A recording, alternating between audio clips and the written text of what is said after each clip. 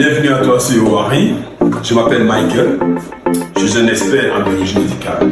Et sur cette chaîne, je te parle des concepts de biologie médicale, la bactériologie, je te parle de l'hématologie, des cellules du sang, je te parle de parasites.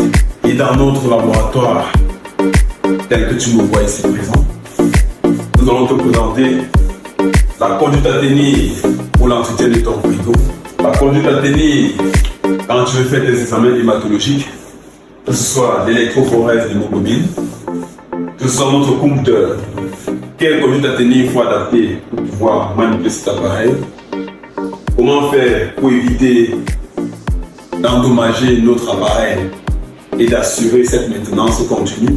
Et également dans notre contenu, nous vous présentons des méthodes de maintenance de notre automate de biochimie, le 3-in-1 de Microlab. C'est un appareil qui nous permet d'effectuer des analyses à la fois de biochimie, d'hématologie, à savoir les tests d'hémostase, et enfin les ELISA. Et ce dispositif met en place plusieurs techniques, méthodes et sous-méthodes d'analyse. Nous en faisons part dans nos vidéos et également dans nos contenus. Nous présentons la microscopie qui est notre outil de base en laboratoire. Avec ton microscope, tu vas faire ce diagnostic microscopique du paludisme par exemple, le diagnostic microscopique ou alors des examens directs en bactériologie, faire des lectures des lames de Gram, les îles Nelson. Nous ferons les lectures sur ce microscope. Nous allons également vous montrer comment entretenir un microscope, quelle conduite à tenir pour assurer la maintenance d'un équipement en microscopie. Et sans oublier également les protocoles de nettoyage des paillasses. Quand tu es dans un laboratoire, qu'est-ce que tu fais? Comment est-ce que tu entretiens ta paillasse? Comment est-ce que tu es sûr que, avant d'effectuer tes manipulations, tu vas éviter d'être contaminé par un gel?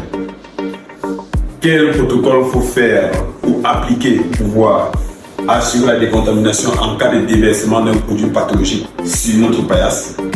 Notre produit pathologique peut être par exemple du sang, ça peut être un réactif qui a touché la paillasse, et en fonction du produit pathologique ou alors du réactif qui a touché la paillasse, nous allons adopter une méthode de décontamination qui va avec. Et associé à ça, nous allons vous présenter les méthodes de nettoyage toujours sur notre paillasse, des bacs de coloration.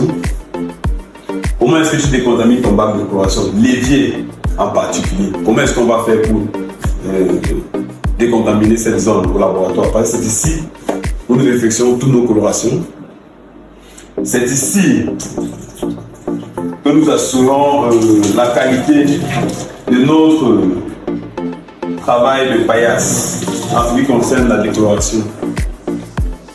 Ajoutez également à notre activité, nous allons vous montrer des méthodes de maintenance d'une centrifugeuse. Comment est-ce que ça marche? Comment est-ce qu'on fait pour maintenir cet appareil?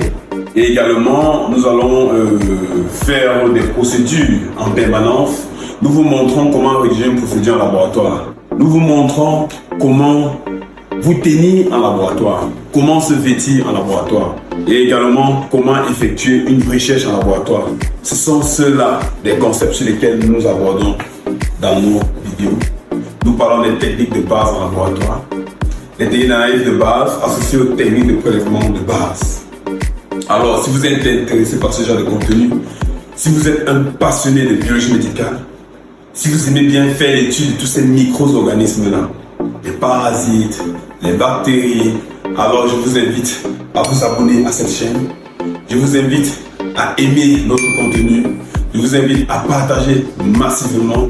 Je vous invite à faire part aux gens que vous connaissez afin que nous puissions grandir notre communauté.